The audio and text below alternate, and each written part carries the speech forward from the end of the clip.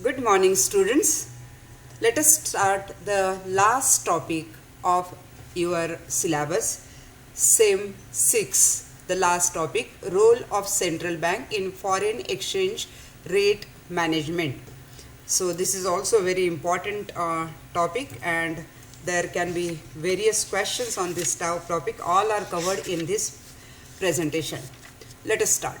Fixed exchange rate system. Gold standard. Gold standard operated from around 1880 to the beginning of the World War I in 1914. Under the gold standard, currency was either in gold or fully convertible in gold at the central bank of the country. Mint par of exchange.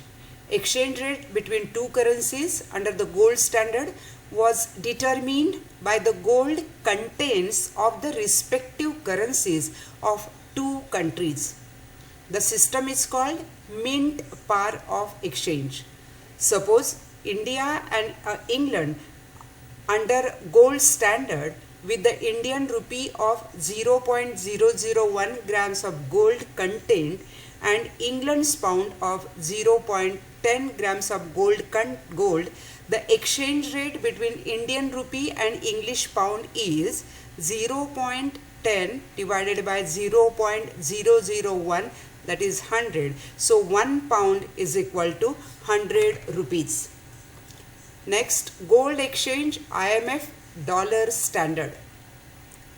Under the IMF Bretton Woods system, the US dollar was accepted as an international reserve currency. The United States assured the IMF members to convert their official dollars into gold at a fixed rate of $35 per ounce of gold. Members were asked to declare par value of their currency in terms of gold and in turn in US dollars. The exchange rate established to fluctuate by 1%. It is fixed exchange rate system under IMF term as gold exchange standard, as the member countries could convert their holdings into gold at the rate of $35 per ounce of gold as promised by USA. It is called dollar standard, as the dollar became the vehicle currency, that is international convertible currency. Next, floating exchange rate system. Floating exchange rate or flexible exchange rate system has its different variants.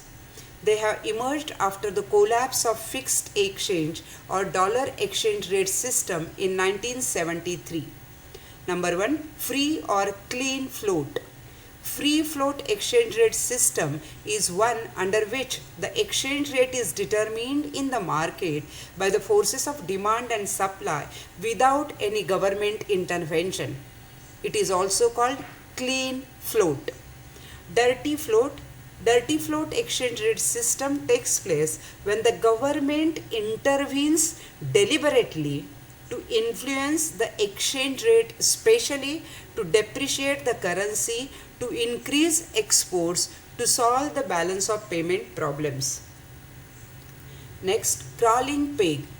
This system allows the par values to change by small pre-announced amounts or percentages or at frequent and specified intervals of 1 or 2 months till the equilibrium rate is used. Next, free float versus managed float. The countries that adopted a flexible exchange rate have either allowed their currency to have a free float in the market or retain certain control over it in order to manage the exchange rate as per the national interest. So, we have countries with free float, but intervention may take place in rare emergency situations. Others have a floating system managed by the monetary authorities, making the system a managed float. What is managed float? Most of the countries have now opted for flexible exchange rate. To minimize the advantages disadvantages of floating exchange rate, most of the developing countries have gone for managed float or managed flexible exchange rate. Now we'll discuss role of the central bank under managed float. Under the managed float, the government or monetary authority intervenes to bring about the required stability in the exchange rate. Exchange market intervention is defined as a sale or purchase of foreign currency by monetary authorities with the aim of changing the exchange rate of their own currency, one or more currencies. The important reasons for central bank's intervention to manage exchange rates are: number one, ability to produce a more appropriate rate. The government or monetary authorities may be in a better position to gather all the relevant information than the market. The market may have wrong perception and may find it difficult to use the information to determine the appropriate rate of exchange. Next, to mitigate cost of overruled or undervalued exchange rate, overvalued or undervalued exchange rates. Exchange rates which deviate from real exchange rates lead to distortion in resource allocation between the domestic and external sector. Undervaluation leads to inflationary pressure, while overvaluation brings the higher rate of unemployment. Changes in exchange rate brings in uncertainty and affects the investment decisions.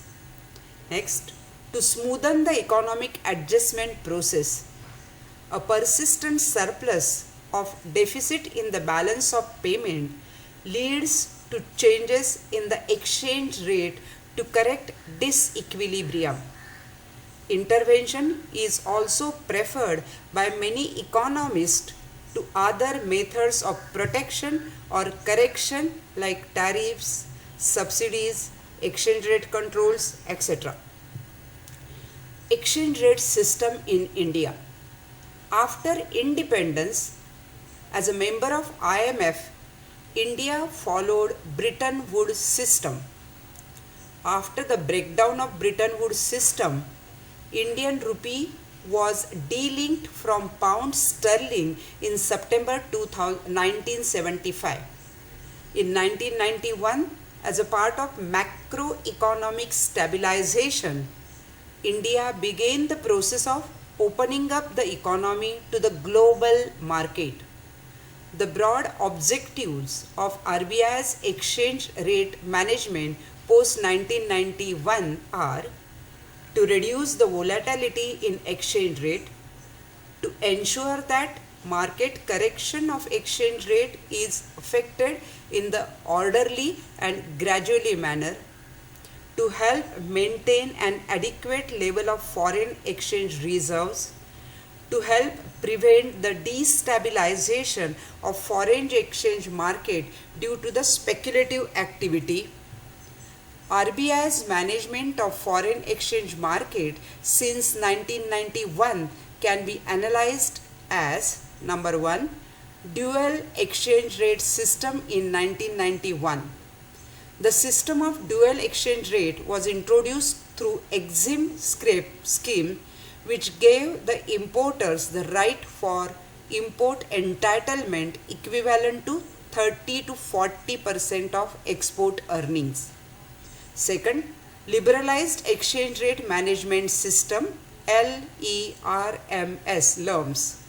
It was introduced with the effect from 1st March 1992.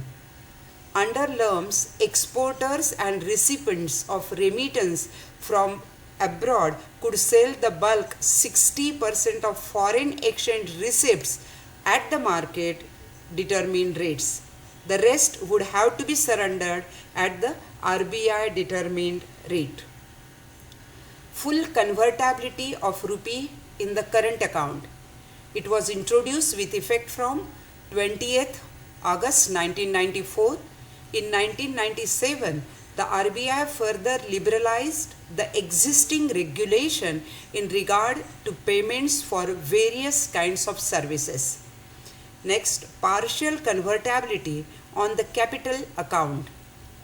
Convertibility in the capital account means that the foreign investors can convert foreign currency into Indian rupee and invest in any asset in India without any restriction, and a domestic investor can convert the rupee into foreign currency and invest in any asset abroad without any restriction.